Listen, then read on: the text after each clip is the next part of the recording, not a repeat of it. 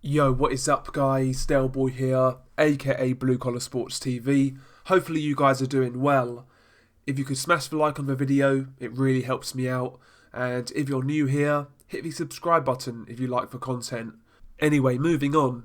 For those of you who were wondering who Joseph Parker's next opponent will be and when he will be fighting, that has now been confirmed. Joseph Parker will be fighting on the undercard of Mikey Garcia versus Jesse Vargas, and he is going to be fighting obscure heavyweight Shawndell Terrell Winters. Now, for those of you who don't know who Shawndell Terrell Winters is, he is a 39-year-old heavyweight with a record of 13-2. He turned pro back in 2015. He's a smaller heavyweight at 6'2", and he's an orthodox fighter. To date, Shawndell Terrell Winters' best win of his career was against Alexander Teslenko. That was in September 2019. At one point, Teslenko was looking like a promising prospect, but Shawndell Terrell Winters knocked him out. And yeah, that's certainly the biggest win of his career to date. His last fight was in November 2019, and he went to Poland to beat a man by the name of Sergiej Ławeko. Ławeko was obviously the home fighter, and at the time he had a record of 11-2. So Shawndell Terrell Winters, to his credit, is coming off a couple of minor upset wins, so he's coming into this fight in good form. However, this really is a disappointing opponent. I mean, at first, names like Mariusz Wach were mentioned for Joseph Parker's comeback fight, and I've got to say, I wasn't too thrilled with that, to be honest with you. But, in hindsight, looking back, Mariusz Wach would have been a much better opponent than Shawndell Terrell Winters.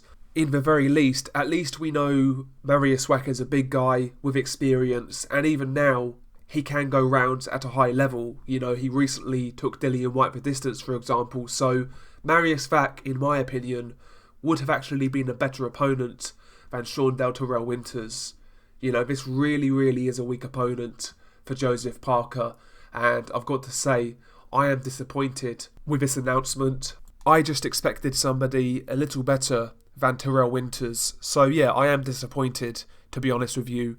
And going into this fight, I think Joseph Parker is in need of a really good performance. He needs to put this guy to the sword and get people talking again, because nobody's really talking about Joseph Parker right now.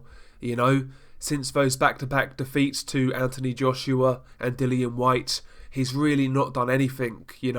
He's had a couple of low-level comeback fights against Leapai, in my opinion, didn't look too good.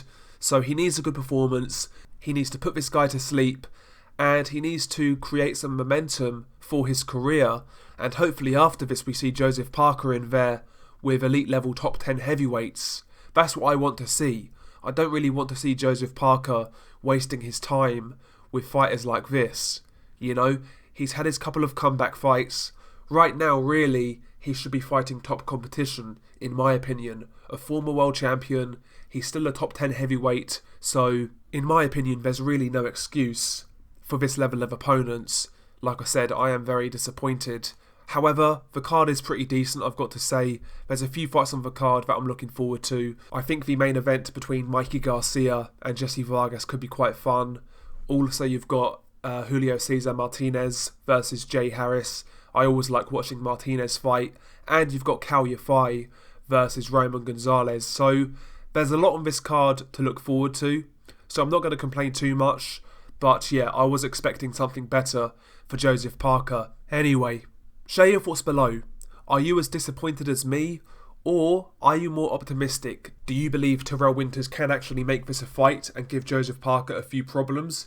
Or maybe you're picking Terrell Winters for the win, who knows? But anyway, share your thoughts below. Peace.